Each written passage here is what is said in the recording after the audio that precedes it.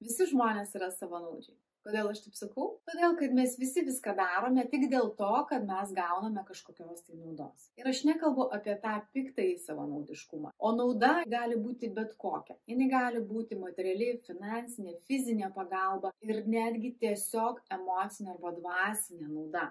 Mes einam, susitinkam su tais, su kuriais mums gera būti. Su tais, iš kurių mes galbūt gauname kažkokios tai naudos. Galbūt galim gauti kažkokios pagalbos. Gal tai finansinė, gal tai fizinė pagalba. Galbūt mums patinka su jais susitikti ir bendrauti, nes jie mūsų išklauso.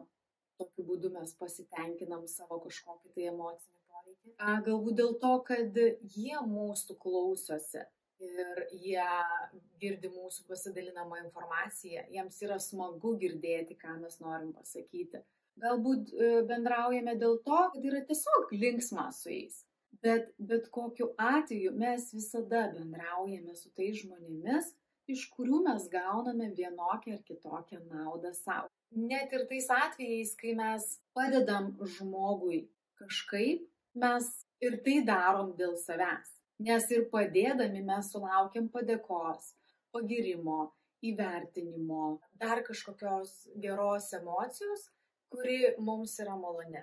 Tai netgi ta nuoširdi pagalba kitam jinai yra tik dėl to, kad mes patenkintumėm savo kažkokį tai poreikį. Nes pažiūrėkite, jeigu jūs nejausite absoliučiai jokios naudos savo, net emocinės, jūs nenorėsite su tuo žmogumi bendrauti. Jums bus negera su juo bendrauti. Ir kodėl gaunasi taip, kad dar neatrodo draugauji su kažkokiu žmogum daugelį metų. Ir ateina tas momentas, kai tiesiog išsiskiria keliai, pradeda skirtis požiūris, skirtis nuomonės, pasikeičia gyvenimo būdas kažkurio ir jau nebeturite nei bendrų temų, nei bendrų pomėgių kažkokių tai. Ir žiūrėkite, keliai jūsų išsiskiria, nes jau nebepatenkinate nei vienas, nei kitas kažkokio tai savo poreikio ir jums jau yra nebenaudinga. Tai viskas, ką mes darom tik dėl to, kad mums yra naudinga.